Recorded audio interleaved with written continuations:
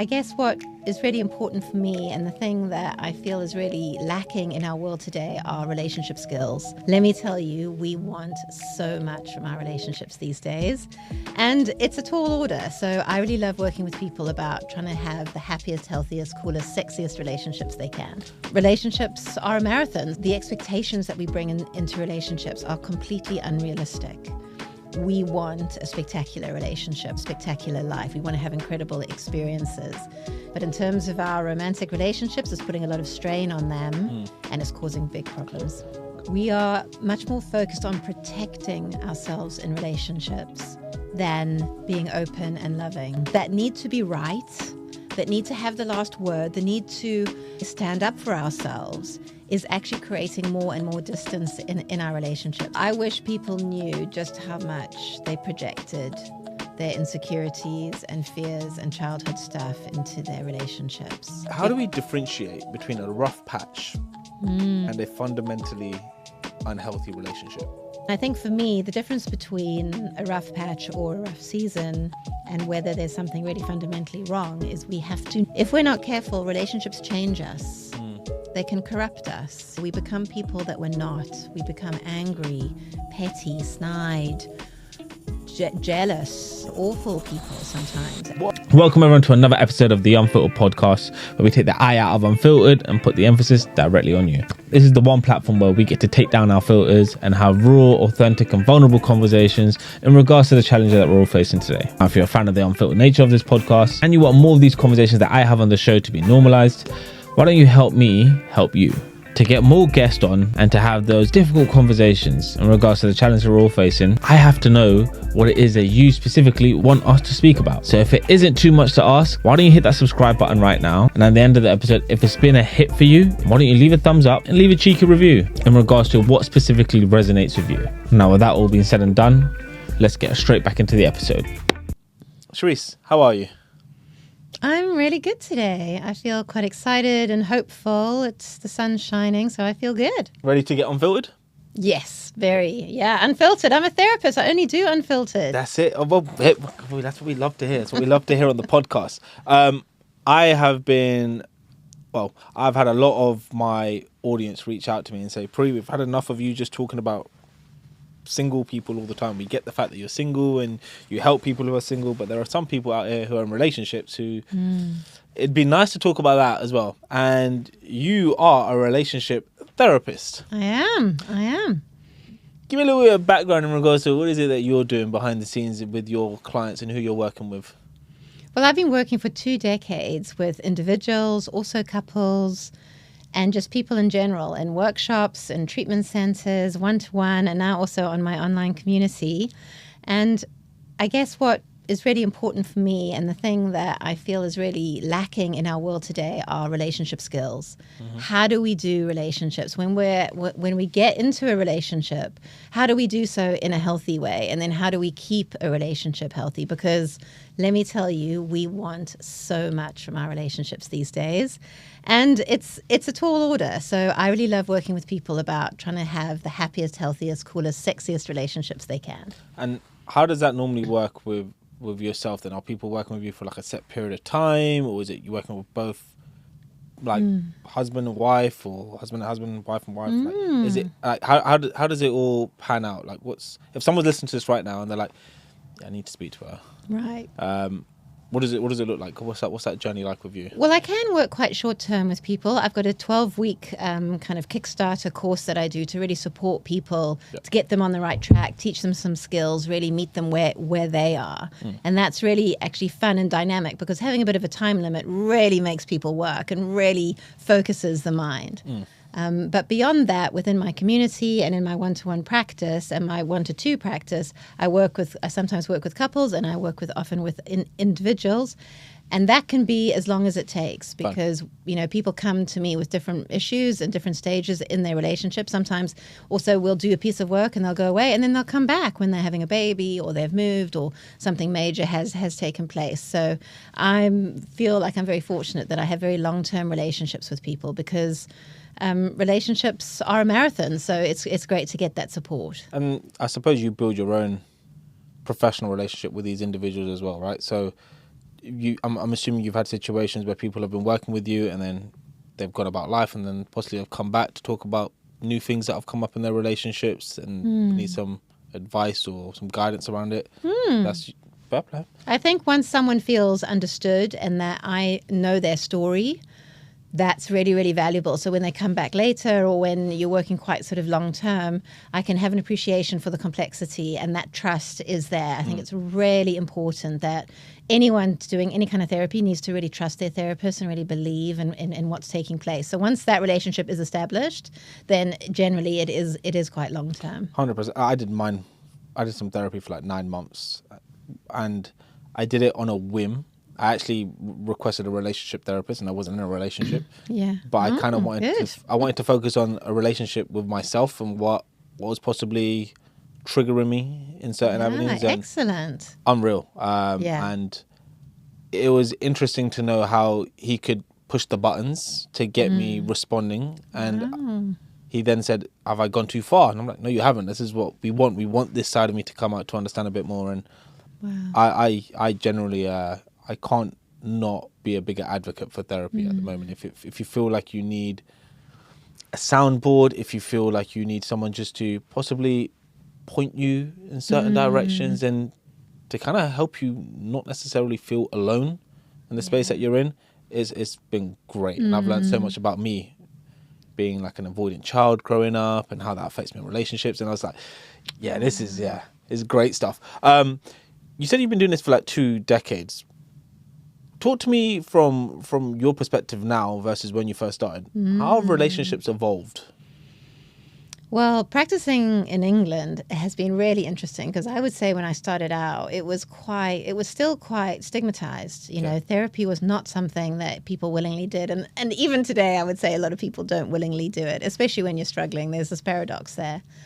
But I started out, I worked in treatment centers and organizations. And I think what I learned there is that the expectations that we bring into relationships are completely unrealistic, and people, however, I think then would stay in unhappy situations, and it was interesting how okay it was somehow to be really, really unhappy.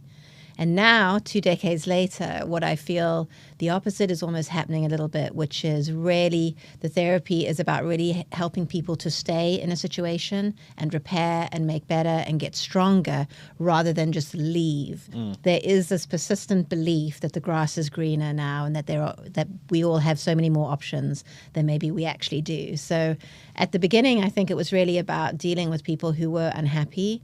And now it's really about getting people to stay and commit to a relationship so it can actually improve and get better. Do you feel there's more emphasis now in regards to the relationship with yourself versus the relationship you have with your partner? 100%. I think, any therapist and any researcher will tell you that we are much more individualistic in our viewpoints today. We want a spectacular relationship. We want a spectacular life. We want to have incredible experiences. 20 plus years ago, relationships were about security, having a family, kind of just getting on with it a lot more. It was much more about the group, family, big life goals. Now, people's life goals are so far reaching and so huge. And there's something really exciting about that because we are all demanding, in a way, a certain kind of life. But in terms of our romantic relationships, it's putting a lot of strain on them and it's causing big, big problems. I know when I came out of a relationship and I read this book, Men Are From Mars, Women Are From Venus. Oh, I love that book. I wish I knew this earlier. Game changer. It's a classic. It's a great book. Dr. John Gray? Yes, I think you're right, yeah. And then he released one after. I think it's 25 years later. I think that might be, I think that's the time frame. But he spoke about how roles have changed in society. Yeah. And what a woman would have done way back when That's is right. not what's happening right now. And you now need to get comfortable with a woman being in a masculine energy and then allowing her to step into her feminine energy and vice versa. Like once upon a time, there was no such thing as maybe a stay-at-home dad, whereas now that could be a possibility if a woman's excelling. And And I feel like that's probably something that comes up now with relationships more, where you say people have been a bit more individualistic. Yeah. They're reaching out and they are putting themselves first. Do you think that's a bad thing though, in regards to the work that you do? I think in the context of our most intimate, vulnerable relationships, it is creating problems. Interesting. It definitely is, because two things are happening at the same time that you're illustrating brilliantly, which is women have, and we still have a long way to go, but women have never been more empowered and never been more independent. And let me tell you, that is really coming across in how we live our lives and how we are in relationships. So while we are growing in our autonomy and our in independence, at the same time, something really great is happening, which is men are being encouraged and allowed to be a lot more sensitive. They are really realizing relationships really matter to them, and feeling included and being close and affection is really, really important to them. And so this kind of increasing sensitivity and this increasing, in a way, independence is making just gentle, tender, warm relationships quite challenging. Because what I'm seeing in my practice is men wanting to reach out and connect with women, and women being much more interested in their own goals and their own lives and their own dreams, and having much less patience for relationships and what can go on in relationships. So how do you hone that back in? Because I've had a number of conversations where a number of single women on the podcast and generally in life, and one of the things I've tried to articulate from a guy's point of view, if you don't allow a man to now open up and get a bit more vulnerable, you will never understand what he's possibly going through, and you kind of can't work together, because he's been programmed a certain way that he needs to be a provider and do all of this stuff, and now you're doing amazing things and he's feeling incomplete, and that's not his fault. No, but he doesn't know any different, because his dad did what his dad did for his mom, and his granddad did what he did for his grandma. That was just life. And so we kind of have to find a way where we can allow him to bring what's really holding him back to the table, and like create a healthy dynamic here. But then you've got this constant backlash that comes about in regards to men aren't emotionally available, and like I'm hearing about it I've got this couple I'm working with, and you hear about it within their relationship as well, that he doesn't understand my point of view, she doesn't understand my point of view, and it's like back to back at times. And it doesn't need to be that. And one thing we've been working on specifically is learning to understand one another. You're never gonna agree with each other's point of view, because you've been brought up this way and you've been brought up this way. But if you can learn to accept that this upsets her, this upsets him, oh, I didn't mean to. Exactly. You know you didn't mean to. But accept the fact that it has, and move with that, versus creating bigger problems. Love it. Love it. What is it that you're picking up most then, in regards to like some of the challenges that are coming up with your clients and general relationships? Well, I think the biggest thing, and that's a little bit what you're describing with your clients, and this is a big theme in my book that I wrote, which is we are much more focused on protecting ourselves in relationships than being open and loving. And that is just, that's just human survival 101. We are very, very vulnerable in our relationships. And I think, everyone that comes into a relationship is so vulnerable. So there is this defensiveness. And this defensiveness can come out in ways that we don't always realize. It's kind of, yes, we can be not very interested in our partner's perspective, not try to understand them, not try to, give them an easy space to talk and be heard. But we can also be dismissive, or we can be abrupt, or we can have a "what about me" mentality is what I see a lot. And what you were saying is kind of, well, you think you're tired, I'll tell you what tired is. Let me tell you about my day. And there's this kind of competitiveness and stuff, and we kind of naturally do things that if we thought about it even for a minute, we'd think, wow, this is really going to create distance in my relationship rather than closeness. But that need to be right, that need to have the last word, the need to kind of in a quite misguided way stand up for ourselves is actually creating more and more distance in our relationship. So something I really like to work with the people I work with is, how can I be a bit less defensive? How can I be a safe container for my partner? And what do I need to ask them so they can be that for me? So give us some tips then. Give us some of Charisse's magic, because I feel what you're saying right now is kind of what I tell people to consider, and not necessarily from their relationships. It's more like relationships with their parents. Yeah. Because that's a trigger. 100%. And if you can't identify right now, like what's coming up from your mum or your dad, it's playing a role for you right now, and how you then turn up. Like, how can you say what you want to say to them in a way where they can begin to understand, and vice versa? How can you begin to understand that their point of view is based on a generation which told them they couldn't do X, Y, Z, hence why it's coming towards you? What tips do you throw out to your clients? Because I feel like what you're saying right now, if I had my mum and dad listening here, they were sat right there listening, I'd be like, listen, she's about to drop some gems right now. They're not argumentative. They have their moments. But as with like majority of parents, like I think as time goes on and you start to find more things that are more your cup of tea individually versus doing things together, it creates tension, especially if you were very dependent on them once upon a time. Like my dad's addicted to golf, and as am I. Right. And my mum will look at it and be like, all you do is golf. Yeah. And I try to say to him, and I can't because I'm his son, and I can't to her. And I'm like, you don't need to find some common ground. They're not going to listen to me. But obviously with someone else saying it, it might paint a better picture. Definitely. What can he do differently to fulfill her needs in regards to what they want in the relationship, and what she can do to allow him to still do his thing, but then come back as well? What would be your guidance there? Well, we have to just look at how we are dealing with the situation in the first place, because often we're dealing with it in a really, really unhelpful way. So for me, the starting point, step one, is emotional regulation. That in our relationships, we will criticize each other, sound off, get angry. We are very reactive. Something happens, and if you've been with someone for a while, it doesn't take much to be annoyed, irritated, frustrated, and we just slot them into some narrative that we've established about them, that other things are more important, or they don't care about us, or they're just being insensitive, or they're not listening, or they're not doing enough around the home, or whatever it is. It's, we are very quick to condemn the other person, and blame is a firm favorite for all of us in our relationships, if we're really honest. So we need to take back control of that behavior, because reactivity is only going to evoke more reactivity from our partner, and then that's how cycles start. And it's just people reacting to one another. There's no actual listening, there's no actual resolving, there's no learning.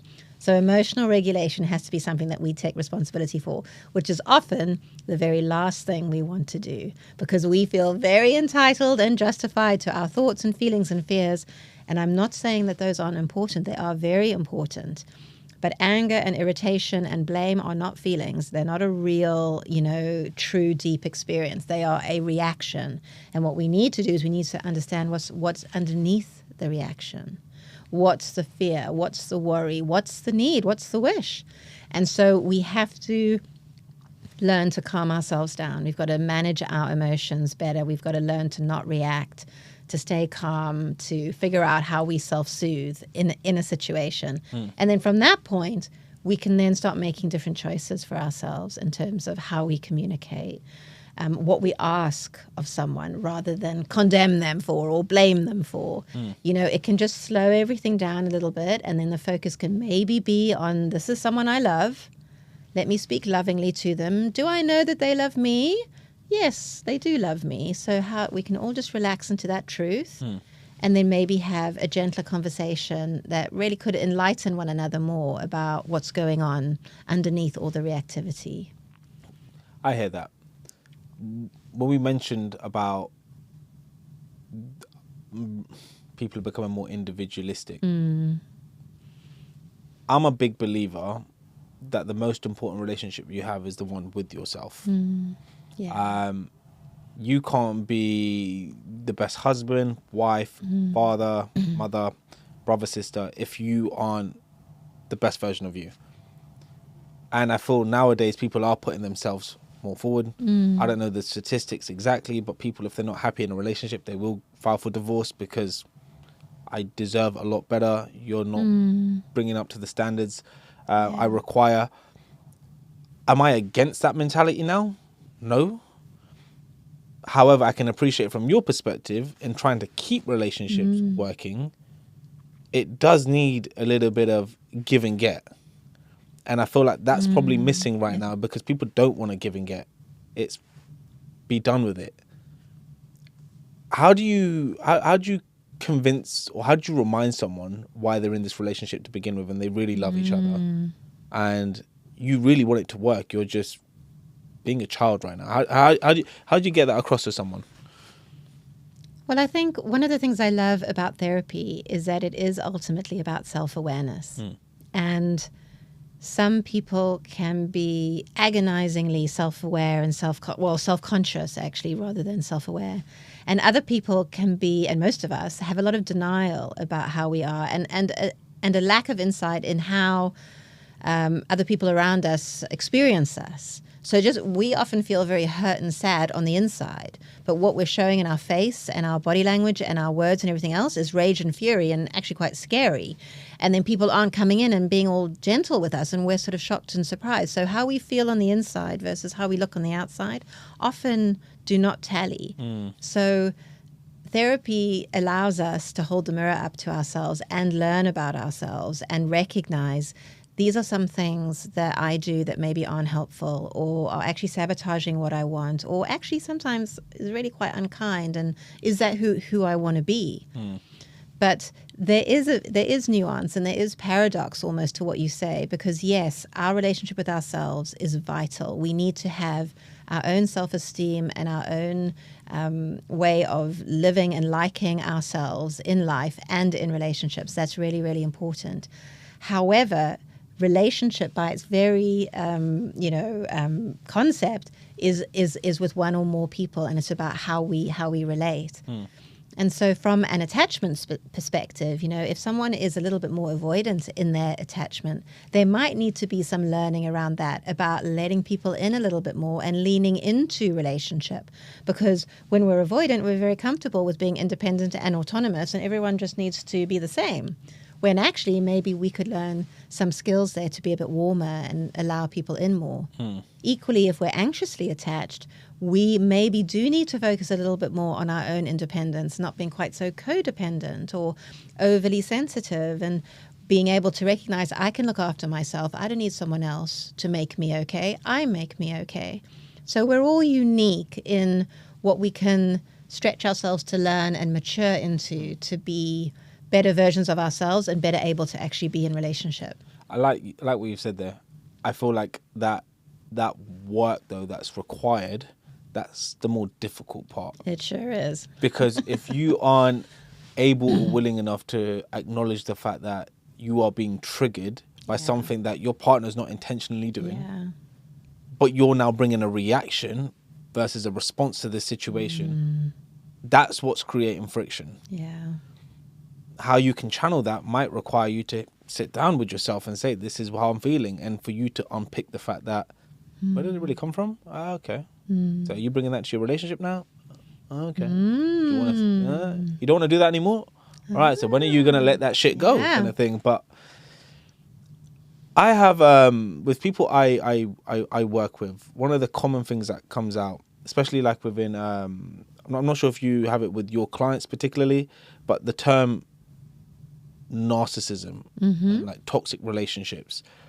And I've spoken to a number of women who have felt that the relationships that they're in, these traits are now being present. So if one of these individuals jumps onto Instagram, drops you a follow and sends you a message and says, this is my situation right now, it feels very toxic. I've got 2 kids. It feels very toxic though. My husband's coming across as a narcissist.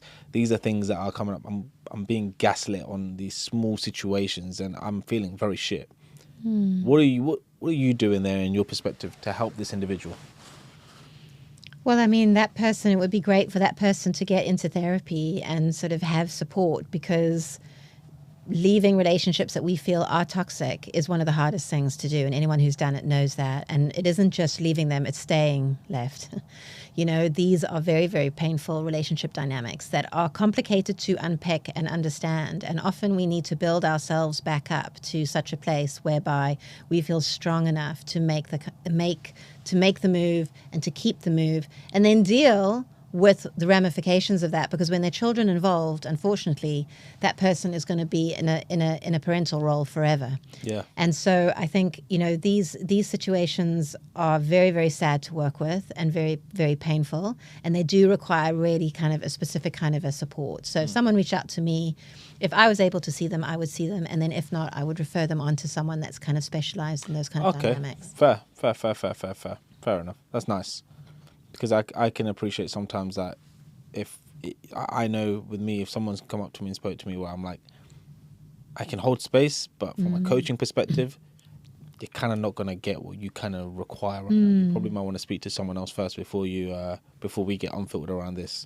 That's not me to turn you down and say you're not good enough for it. It's more of a, you need something else first before we step forward in regards to more action steps and being a bit more goal orientated. How do we differentiate between a rough patch and a fundamentally unhealthy relationship? Yeah, that's a great question. I know it's a great question. I wrote this stuff down. I need to ask you questions. It is a great question, because these are the questions that we ask ourselves in our relationships when we're in the hard slog of a long-term relationship. And a lot of the fun and the sexiness and the joyfulness can very, very quickly go. And life is hard, and raising families is hard. And we all have financial issues, and, you know, there is a lot going on to put strain on an individual and a relationship. And I think there are rough patches. I think there are rough seasons. You know, often we can look back and we can really see that was a tough time. That was a really, really tough time. And I think for me, the difference between a rough patch or a rough season and whether there's something really fundamentally wrong is we have to know the person that we're with. We have to believe that we're with someone decent who we do fundamentally like. And on some level, we continue to choose. And as long as that's happening, then for me as a therapist, this is about growth. It's not about, this is untenable for me and I'm going to leave and I need to do that. It is more about, I choose to stay in this relationship and make it work and figure out if I can make it work. And then perhaps if I can't make it work, then I leave knowing I did everything I could. Yeah. And I believed in it, and I learned and I grew and I gave it my all, but it wasn't meant to be. You know, I think when we are in rough patches, there can be a degree of fantasy that we go into where we dream about leaving our relationship and things somehow being better and our life somehow being less stressful and everything else. But I think I will say to my clients, expect tough times. Yeah. Expect them, and all we can do is try to do them better and do them as a team, and that's something that we can learn, and that's something that we can definitely grow into. I like that. I used to have the mentality, and I've slightly changed the wording of it right now, but I've always been the kind of person that will never give up in a relationship, always try and find a way of making it work. And there's this show I used to watch back in the day, it's called My Wife and Kids, and you're not a fan? Okay, cool, fine. So the husband and wife in this show, it symbolizes the kind of relationship I would want when I have a wife and when I have children. Constantly have each other's back.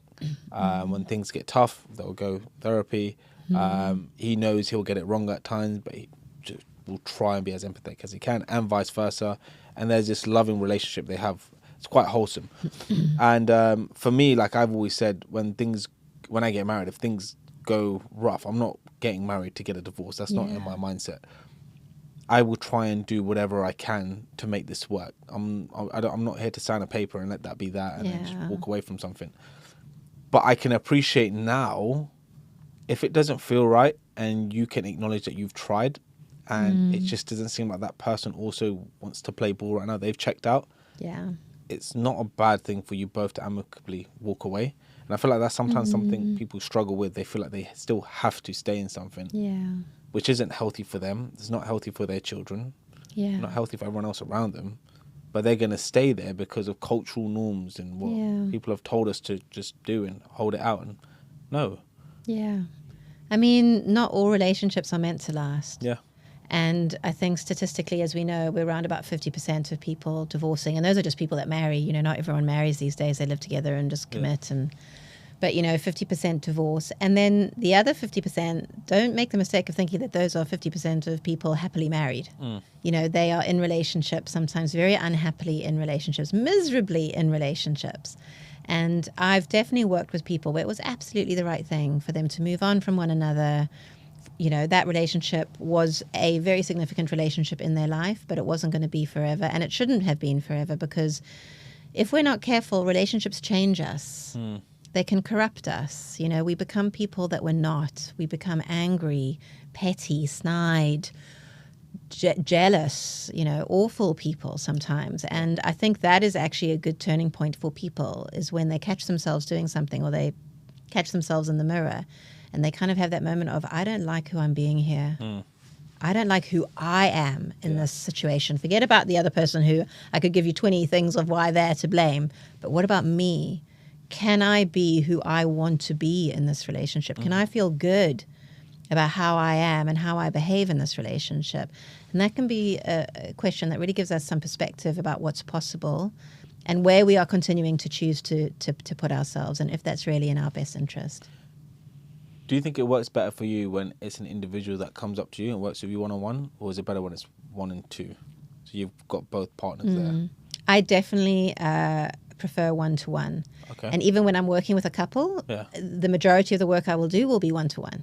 Interesting. Yeah, because when people get together, they'll just do what they do at home, which is just argue and take the hour or take the 2 hours and just dominate it with their arguing and their one-upmanship. Yeah. And there's not enough space to actually learn and be understood. So I will often work with people one-to-one, and for me that's much more effective, because I will, in a way, I will work with them as a therapist, but I will also advocate for their partner to them. Interesting. And I will do that to each individual person, because for me, it's really important that we shift away from pessimism and negativity to gratitude and appreciation, often things that we completely ignore in our relationship. And once I've been working one-to-one for a while, then we will have a session with the two of them, and they are in a place of resource, of strength, where they can then talk about how they communicate, or something that's on their mind, or a decision they need to make together that would normally have not been possible, but they will be able to do that, and they'll learn how to do that, and then they'll be able to go home and be able to do that better at home. So I find that so interesting, because I was working with one individual, and her partner was, I want to work with him too. I was like, and then within our sessions, you hear two different sides of the story, and I'm like, someone's lying to me right now. Something's not landing. And then I have done a number of sessions with them where I've been in their safe space, and I've got them both in front of me, and we're talking. And one thing I've recognized in that environment is that it's easy for you to open up to me one-on-one, and it's easy for you to open up to me one-on-one, and you both will get very vulnerable. But to each other right now, it's the same conversation. You just don't want to have with one another. So one thing I try to implement, and I'm no expert at this whatsoever, I'm like, just hold each other's hands for a second and just feel each other. Just feel maybe if he's shaking as he's speaking. Get a real understanding and look at him. If he starts to get a bit teary, see that, because he's avoiding a lot of stuff right now because he doesn't feel he can. And vice versa, you do the same here. I remember the first time we did this, and she got quite emotional quite quickly. I saw it at the side of my eye, and I brought it up later. He initially went to protective mode to think, what the hell's going on? Right. And I was like, you haven't seen this right now because I'm looking directly at you. But he's just switched his mindset, and he's just looking at, because he sees you in this vulnerable state. So he does care. So I find it interesting when that happens, because it's like, you'll have someone will reach out to say to me, it's not working out with my husband, or it's not working out with my wife. And I'm like, we can talk about it. I think the power sometimes when you can get people connecting in that safe space where you can generally showcase vulnerability. No, we're not doing what you do normally. Get closer. Let's see how it feels. If it feels uncomfortable, let's sit with this uncomfort and understand what's going on. That sounds like beautiful work, Pri. I love it. Then they're both bloody great. It's just so funny what happens behind the scenes, and I'm encouraging them now to start journaling to each other. This isn't a space now where you can have a go at him for saying that and you have a go at her. This is all about understanding. Write your piece out, put it in there, and if she wants to question it, she can't. Yeah. She can't come up to you and say, "What do you mean by that?" She has to just learn to understand that's your point of view. That's how you felt, and vice versa. And it's a nice blossoming space that you can see rising up, because it's taken them back to a time when they were in that honeymoon stage. Yeah. Now they've normalized what life is like. That's and they've got right. a child running around and all of that. It can become a bit chaotic, and he can't talk about his stress, and she can't talk about what's going on in her life, and how do you this is more for, I know some men who do this in their relationships. What are some practical tools for improving communication with a partner who shuts down or gets very defensive quite quickly? Well, I think your idea of writing is a really good one in that instance. People who shut down often struggle to know what to say. That it's an inability to really share on an emotional level. I mean, obviously we can shut down if we're so angry. If we're so angry, we get to a certain point and we will all shut down on some level, and then that's it. And we can't, and then we've moved into a more primitive way of communicating that kind of non-verbally. But I think when someone is shut down, they're shut down. And the wrong thing to do is to try to crack them open and berate them or nag them or hound them or, insult them. That's not going to, unfortunately, bring about a positive change. I think what's really challenging about this behavior is when we shut down, again, there are two different things happening, is that there's actually a real vulnerability on the inside. But what's being shown on the inside probably looks a lot more like fuck you. And so how do we get to that vulnerability? How do we get to that really important stuff? We need to create safety. Someone will only open up when they feel safe enough to do so. And it's very, very challenging. When we're hurt, we want to be heard, we're trying to communicate, and then the other person shuts down, and then we're getting what feels like a slap in the face, when actually that person is so vulnerable that they can't even cope with how things are right now. And then suddenly we've got to prioritize them and them feeling safe. And they say, well, what about me? I don't feel safe. And, this is how the cycle kind of goes. So at some point we have to be committed to the welfare of the relationship and be committed to making our relationship safe spaces. So what's one thing that comes to your mind right now that you would advise every couple to do to get to that safe space? Really, really take responsibility for your tone of voice. Yeah. Because we will listen. As children, we heard our mother's voices. We heard the cooing and and there and everything. We are so hyper-focused on how someone is going to respond to us. And if we're talking to people with annoyance or anger or contempt or something else that is negative, we are not inviting someone to genuinely share with us. And we are participating then in creating the lack of safety in the space. Makes a big difference with the message being communicated. I've said it so many times, like if you come in with a raised voice, despite the fact that it might sound like you're upset, if that person hears anger and they feel like you're targeting them, they're going to fight back. They will. And that's what, we are animals. So we will go into survival mode and we will, protect ourselves and we will fight back or we will shut down. And all of that is kind of the enemy of love. Love requires us to be so open, so receptive, so understanding. And that's where, I really challenge my clients. I say, do you love this person? And they'll go, yes, I do, whatever. And I go, okay, love means something. If you love someone, it means giving a shit about what they have to say. It means keeping quiet for 2 minutes and really try to listen and to not shoot them down and not insult them and not belittle them or not be sarcastic. Or it just means being tender and holding their hand. It means being a human. That's what love is. What does love mean to you? Because love needs to exist and be demonstrated in the relationship. And I see a lot of relationships where there's very little love that I can see. Very little love. They claim to love each other. I don't see any of the love. It's hidden. In the example where, let's say for instance, the wife has brought it to your attention that things are getting quite heated over the most smallest, pettiest things. And you know it first and foremost. These conversations are coming from a place where her relationship with her dad, as an example, is playing a role right now.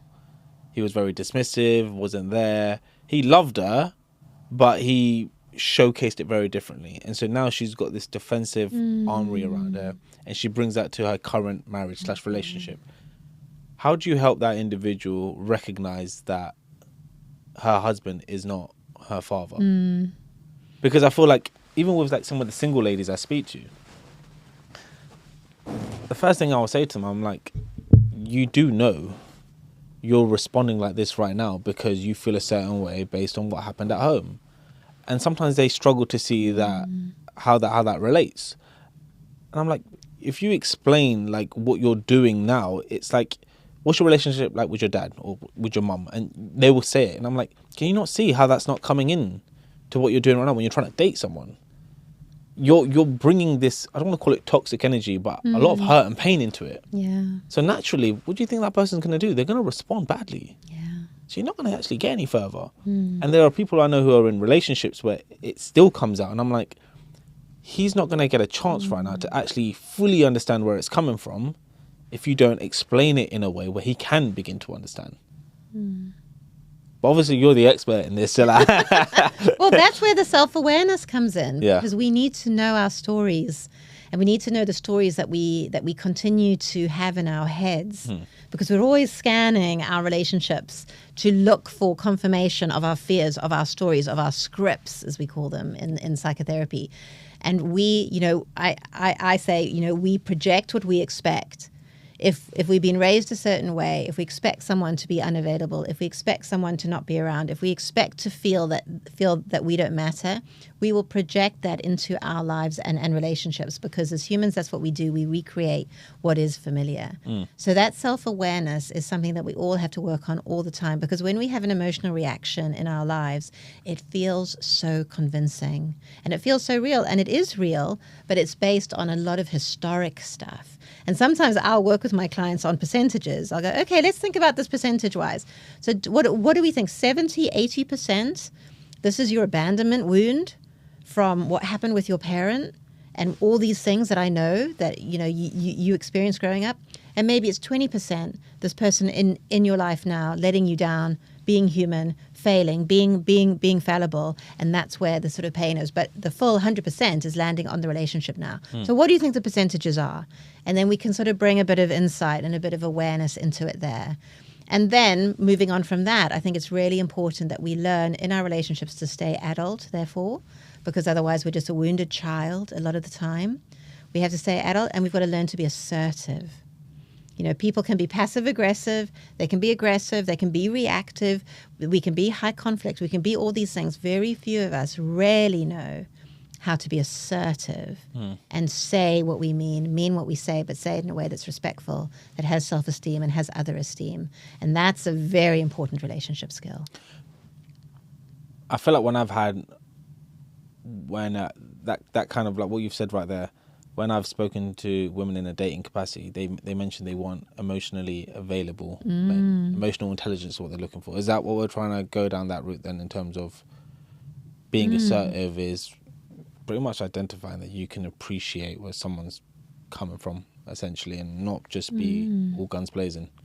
Yeah, I think when women talk about being emotionally available, it's about being able to have slightly difficult conversations that will have an emotional component to it, which is about sharing emotions with one another and being open perhaps to a woman's emotions and not just shutting her down and not being dismissive.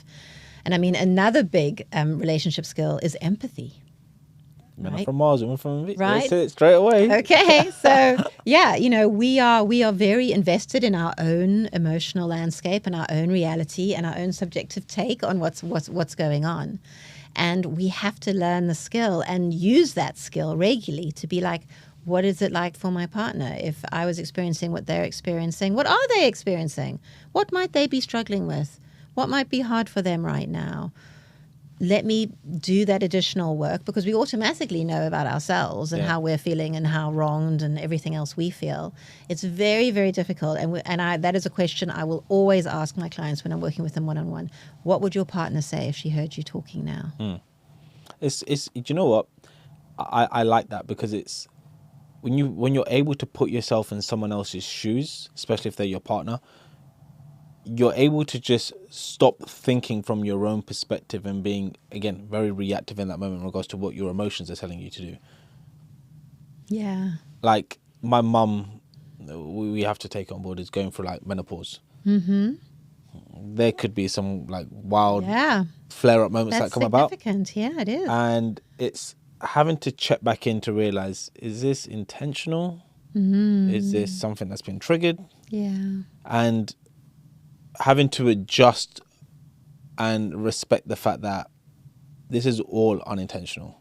This is all just a momentary Yeah. blip, whatever you want to call it. Like it's a reaction. Don't take it to heart. That's right. But sometimes it's so difficult. If you feel like you've had a bad day, how can you just be like, fine. Yeah. So, okay, now I appreciate that. But I'm having a bad day. What about me? And I feel like that's the constant Yeah. like clash some people have, right? But isn't it sad how easily and how quickly we will think the worst of our loved ones? Yeah. And we sort of, in a way, we don't realize, but we do demonize people. We sort of villainize them. And I will say to my clients, I said, really? Do you think they're purposely trying to ruin your life? Are they just out to get you at every chance they can? And they did that really annoying thing on purpose, just to upset you. And it's kind of, we could be quite, self-centered in our approach of like, it's not all about you. It's just you're in a relationship with another human.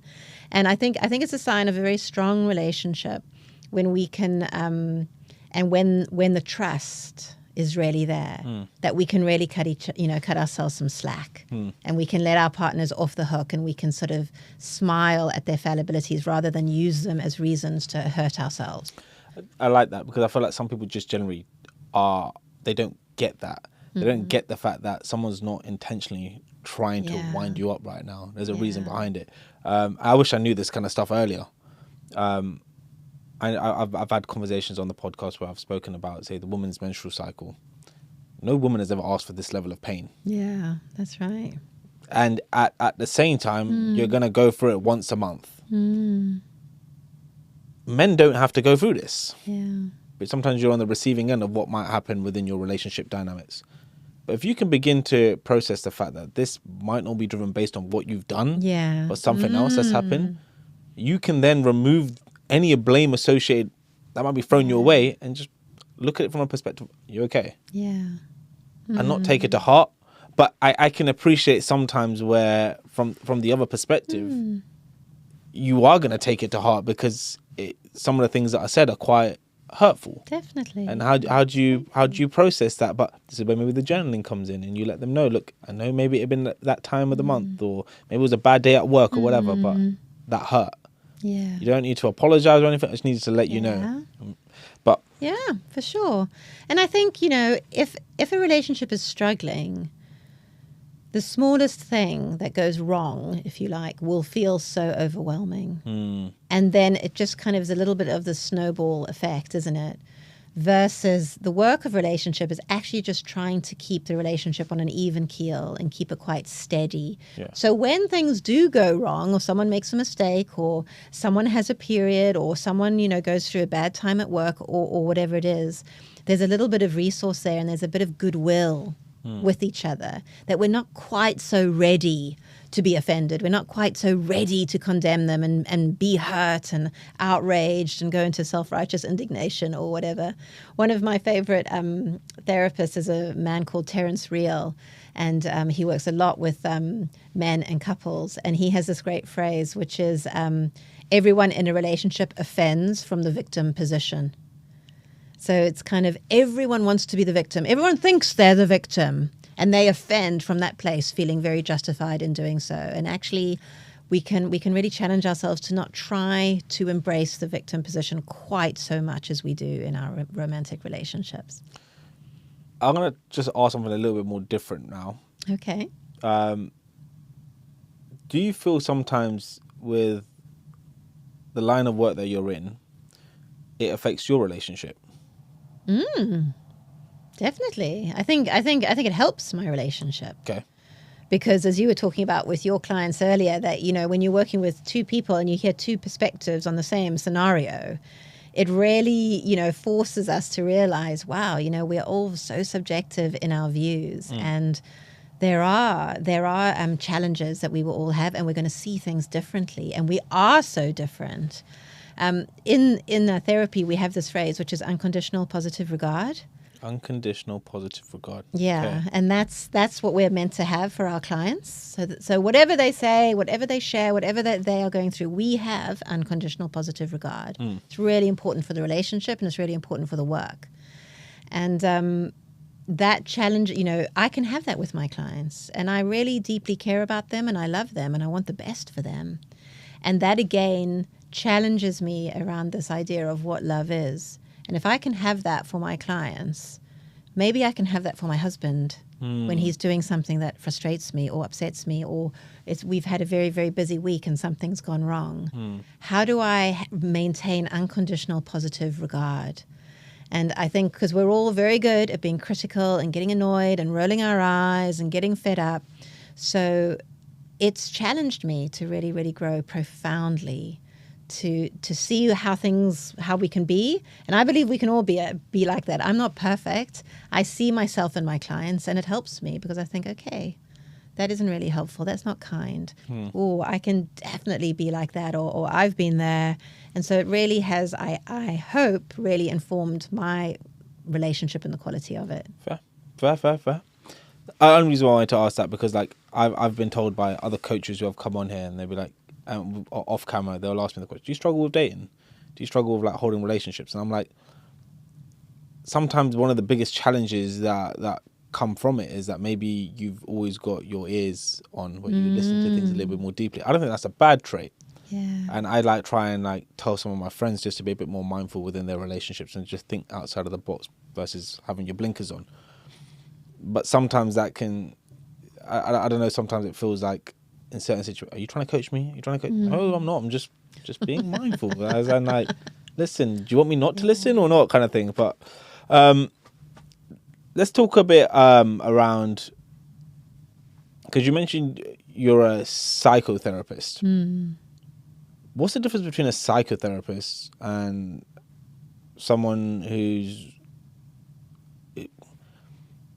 I use BetterHelp, right? So I don't know what my therapist was, but I presume there are different forms of therapy. You can get hypnotherapy. What's a psychotherapist in particular? Yeah, I mean, it's quite an interesting question because there are lots of definitions out there. And I suppose it's probably more about our training and what we do. I mean, all therapy is really, you are a therapist. A psychotherapist, from my perspective, is someone that's a little bit more interested in our childhood experiences. We look for patterns. There are certain influences that I will have in the way that I work. For example, I'm very sort of attuned with attachment theory, and that is a very psychotherapeutic approach. So counseling, therapy, hypnotherapy, those are all just theories that people will be working on that will be slightly different. So counselors are often around sort of bereavement, schools, things like that, where they have the skills to help people really in a very practical way, initially, often in quite a sort of short-term capacity, or it can be quite sort of long-term. But psychotherapy is a little bit more of an in-depth study on kind of human behavior. And often I work quite long-term with people because that's sort of how long psychotherapy can take. 100%. And there's like I've read a couple of books around, I've got one I'm reading right now, I should remember the name of it. They talk about the adult within you and the child within you and the relationship you have. Is it vertical transactional analysis, something like that? Yes, I love TA, yes. Yeah. It's opened up a new perspective on things that I kind of like want to get myself a bit more sucked into, because I feel like what I was taught in a therapy capacity has got me thinking, this is a very, very interesting way of looking at something. Great. The best bit of TA, of course, is the Cartman drama triangle. And I discuss that a lot in my work with people in their relationships. So it's a triangle. And in the triangle, it's persecutor, rescuer, and victim. And the theory sort of suggests that we are generally one of those things at any time in our relationship when we're going through a difficult time. We're the persecutor, so we are the one that's being horrible and unkind and, being reactive. But as I was saying earlier, we all quite like being the victim, so we sort of have the victim thing. But then at some point, someone will try to rescue, and they'll try to make it okay. Or if there is a third party, so a therapist needs to be very careful that they don't become the rescuer, because that is a triangle. And we can travel around this triangle all the time, being the persecutor, then suddenly we're the victim, then we try to rescue it, then we get fed up and resentful and then become the persecutor again, and then we feel hurt by something, and we can travel around, and that's the drama triangle. It just creates loads of drama in our relationship. And so there's another triangle which we can strive to inhabit, and that is parent, child, adult. That's it. And That's we can, which is what you recognize, and we can all really, really strive to be a functioning parent to ourselves, to look after the, precious child in us, and to really function as an adult as a result. So that's how we remove ourselves from the drama. Interesting. I like this stuff. What's one piece of advice you'd give to someone who's stuck in a situation/relationship that's a bit rocky and edgy right now? If we went on your stories and put a Q&A, if you're going through something right now, let me know what it is. I'm going to give you some advice for the day. What's the first piece of advice that comes to your mind? So someone's experiencing some rockiness in their relationship. I think my advice would be to stay steady. Depending on our attachment style, depending on how we relate, that will either create anxiety in us, or it might make us fed up and want to walk away from the relationship. If things are rocky, I really suggest for people to stay steady and to stay true to themselves. Often these are times when we can censor ourselves and not say anything and become a little passive, or we get fed up and angry and we can become a bit aggressive. So staying steady, keeping ourselves calm, emotionally regulating, and not sort of getting pulled in to the rockiness, so we can stay steady ourselves and stay grounded, that is winning. Yeah, I like that. What's obviously within the line of work you're in, you want people to be in better relationships, either for themselves or with their partners. What's one thing you wish everyone knew about relationships? Oh, yes. Well, I wish people knew just how much they projected their insecurities and fears and childhood stuff into their relationships. Because it's really, really sad. And I've worked with so many people over the years, people who've actually left relationships. I've worked with them, and then I've been with them while they then entered another relationship.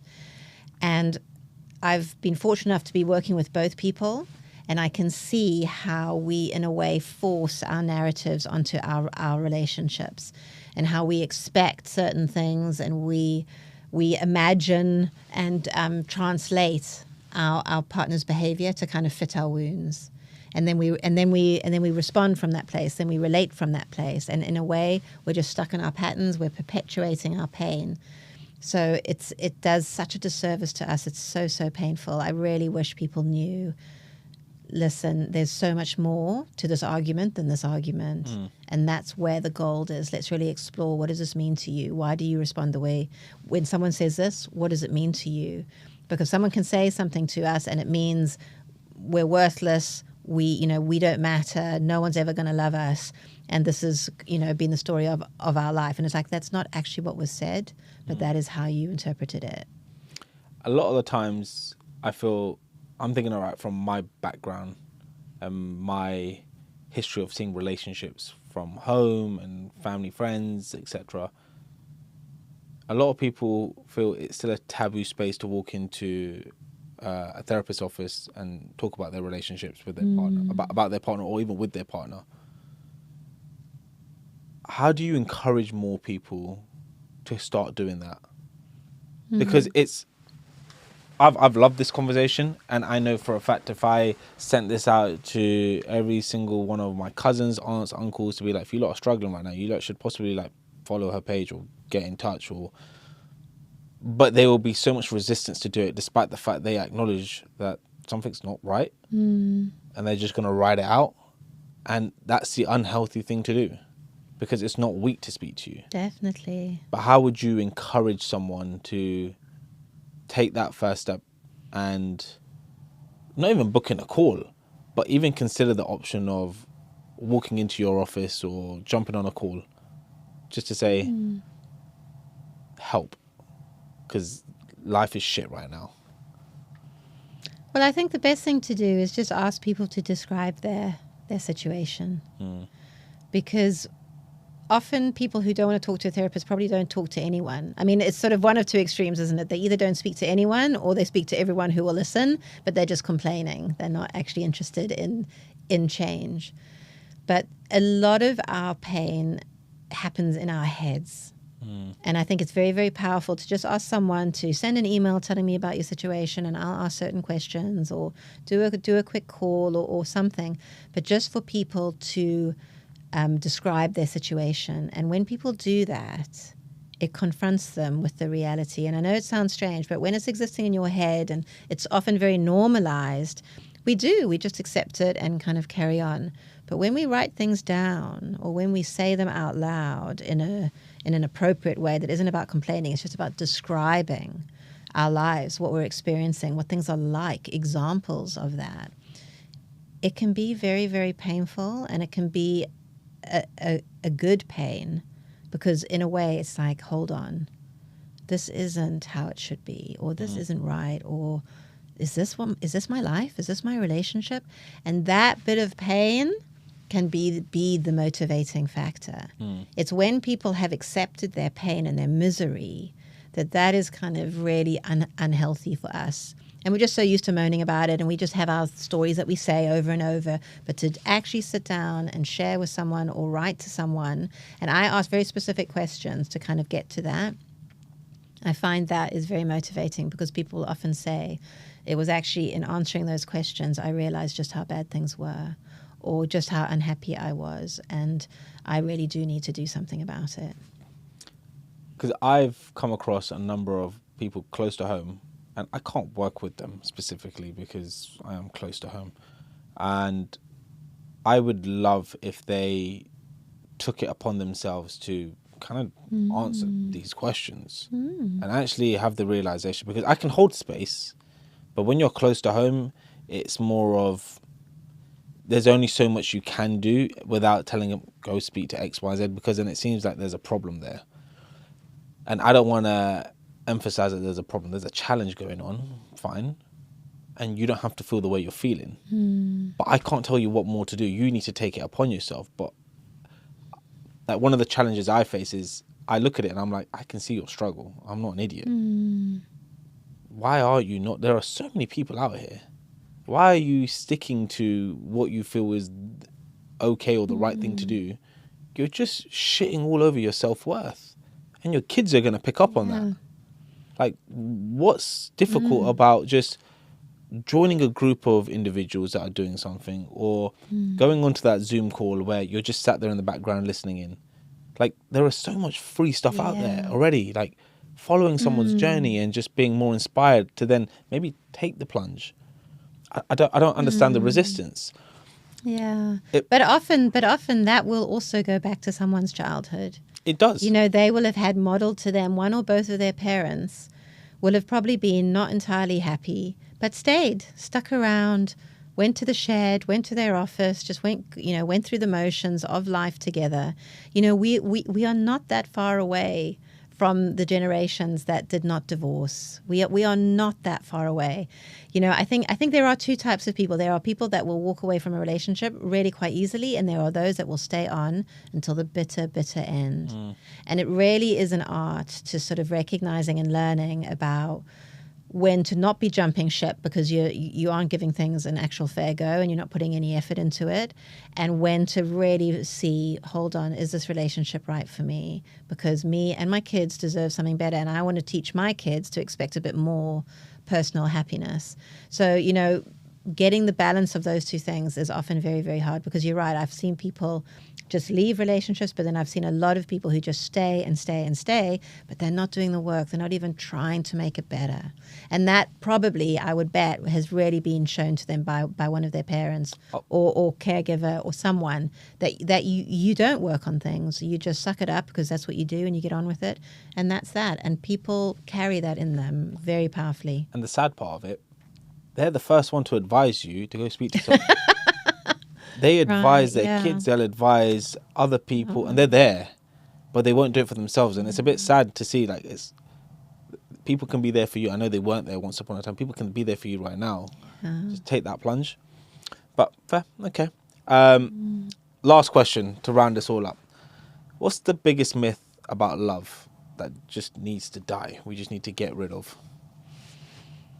There's a great saying, which is, love is a well thought out decision, not a feeling by which we are overwhelmed.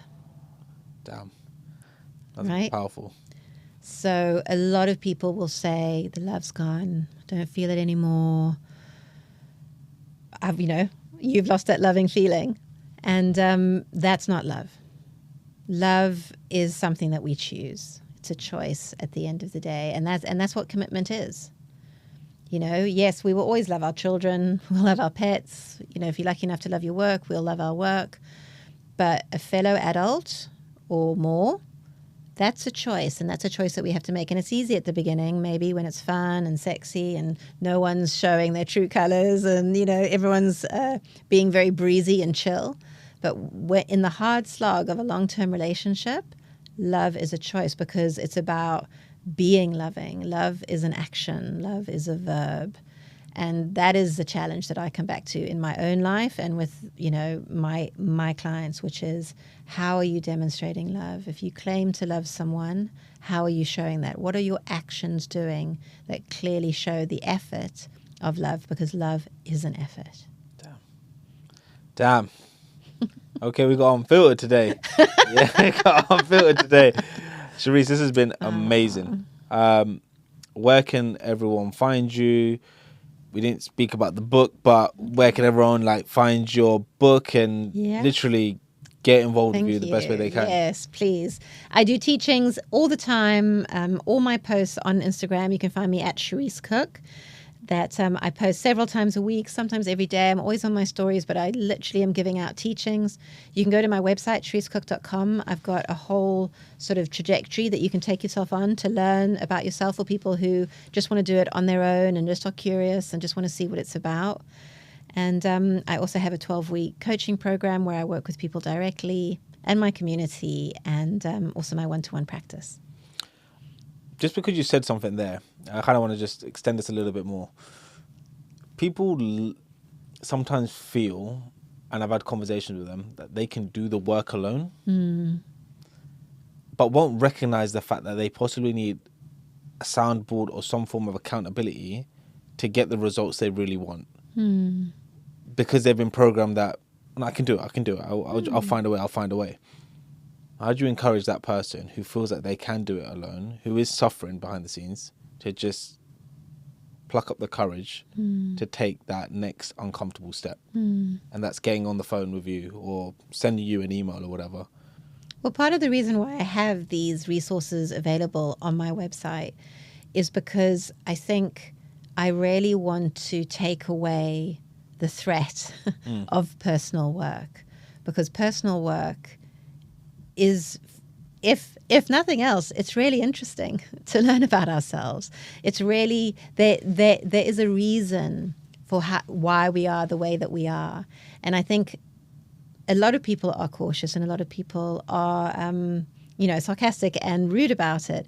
But for me, once people become a bit interested, then they are interested and then they evolve. So a starting point is to just learn more, to just read something or just work through something or do a quiz.